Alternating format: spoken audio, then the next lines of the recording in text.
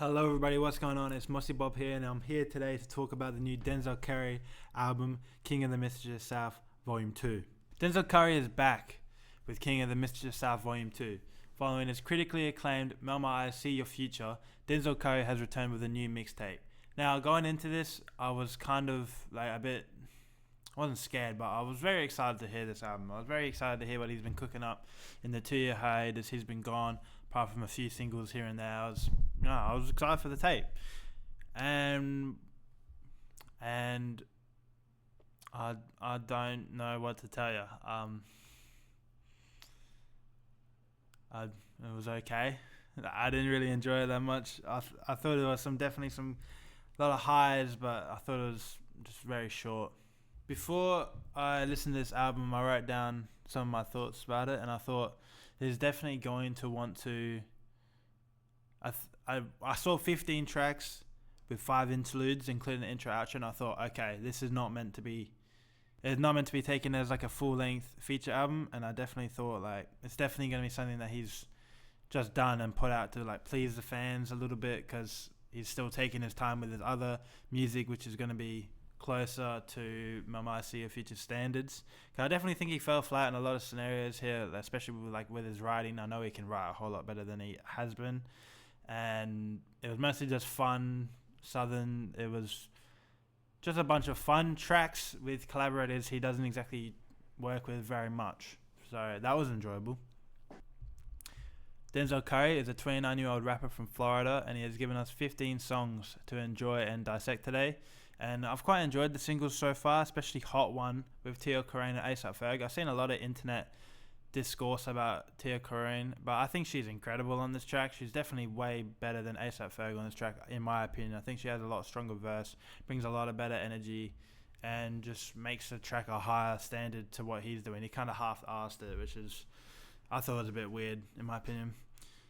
Black Flag freestyle as well, that was okay with Mexican OT. I have not bumped it. I listened to it a few times, and I thought it was okay, but it's definitely one of the weaker tracks I've heard from this rollout. And then the third single we got was Hoodlums with Play That Boy's Eye and A$AP Rocky, which was also only 48 hours before the album, so I decided to give it a skip when I was doing when I saw it came out, because I wanted to listen to it when the album came out, which is, fair enough. So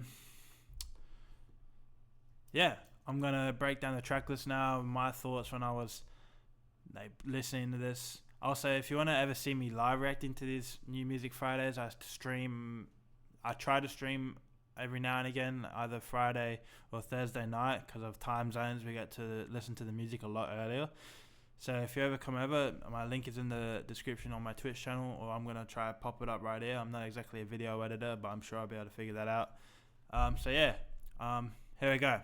Starting off, we got Ultra Shit with K Niata. I'm sorry if I said that wrong, but I'm not actually aware of your music. But you did impress me on this track, and I'm going to check more of you out.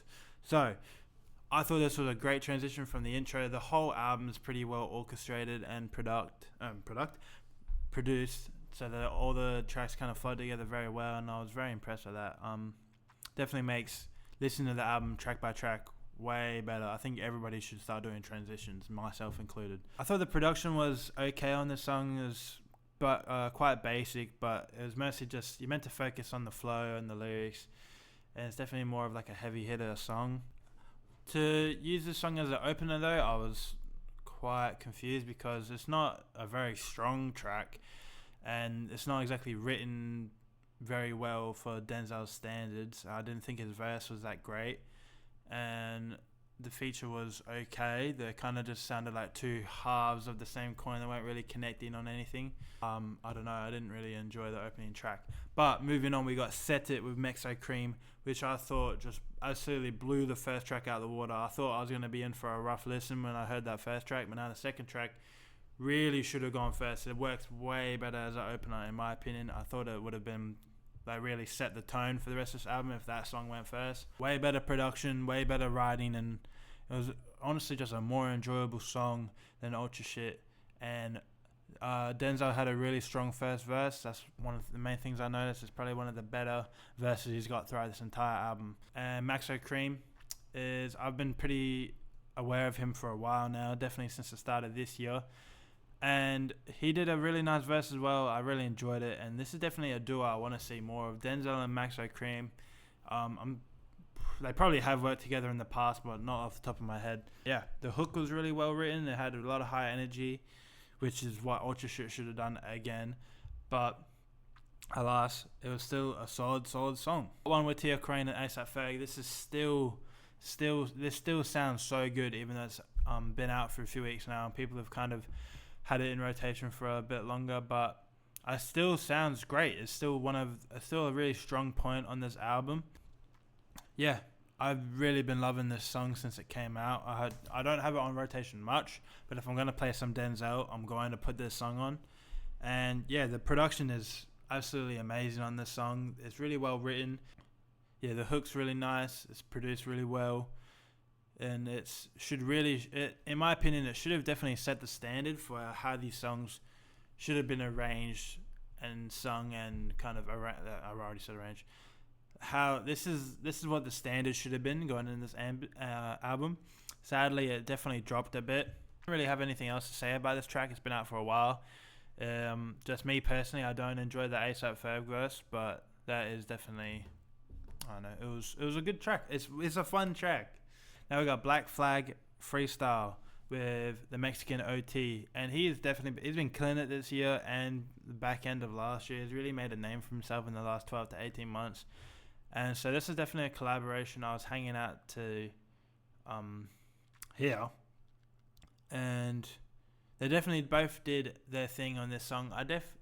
Holy crap, how much do I say definitely? Okay. Yeah, the production was really nice and the hook was, it was okay. Wasn't really impressed with it, but it is a freestyle. And I thought both the verses were really nice. I just think they can definitely do better if they collaborate again in the future. Maybe on like a more serious track, because right now they're just trying to make a banger, which is kind of my whole consensus of this album is just they're trying to make a banger on every single song. Banger. Okay, we got G's Up with 2 Chainz and Mike Dimes. I quite enjoyed the song. It was a very energetic song, very in your face, very we're here and we're here to stay kind of vibes that I got. It was a very solid verse from Denzel. I enjoyed it quite a bit. It was definitely one of the better written songs that he's had throughout so far. And 2 Chainz was really nice to hear on here as well. I'm really hoping they work together more in the future. That was definitely a duo I was not expecting to sound as good as it did, but it was really nice, and keep doing it. The production was very subtle, but it was quite different to the other tracks, and it was still very subtle in how different it was with the violin inclusion. That sounded really nice and made, even though it was, like I said, subtle, it added a lot of difference to the track in comparison to other production we've already heard so far on this album. So Mike Dimes came in with a really nice flow, and it sounded completely different to Denzel and 2 Chainz, but it's what the song needed at that point if it was going to have 3 verses. So all in all, well written, well performed, solid track. Sked. Okay, we got Sked with Kenny Mason and Project Pat. This came out a while ago, this song with Kenny Mason. It came under his name. And now it's out on this album with Project Pat, which I definitely think just does more harm than good on this song, unfortunately. Project Pat is very solid. He's a decent MC. But I think this should have just stayed Kenny and Zell because it sounded way better without him. This is my favorite production of the entire album so far. It was easily my favorite my favorite beat for sure, and the hook was really smooth. It sounded amazing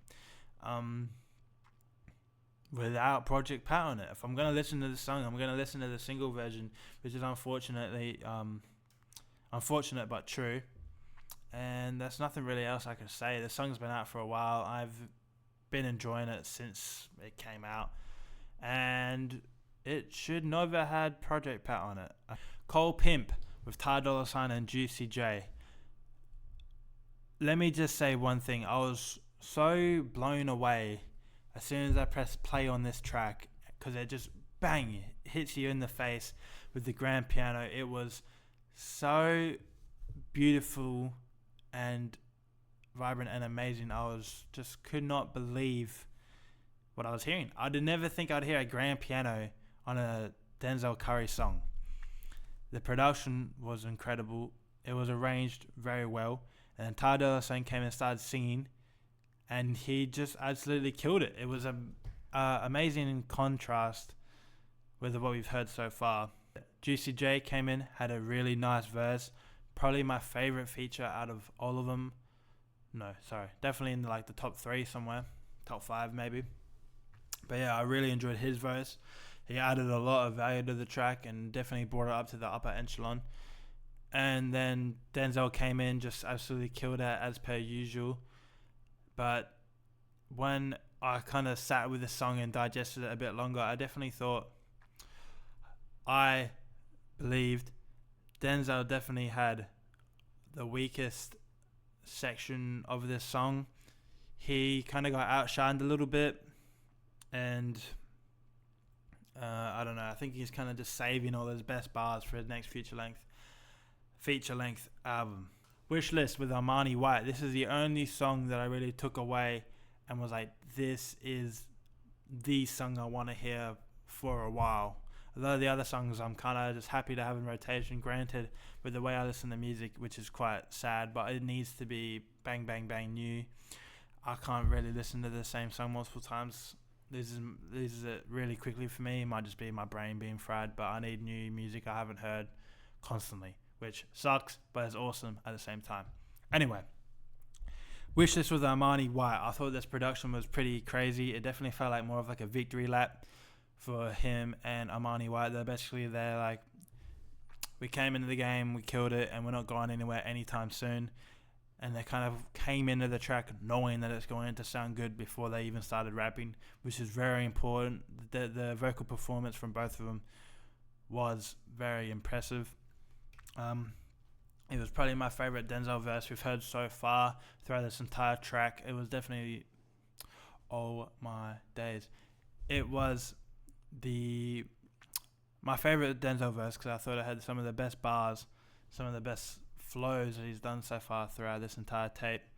And then Armani came in, was a great contrast, very cool duo that I enjoy.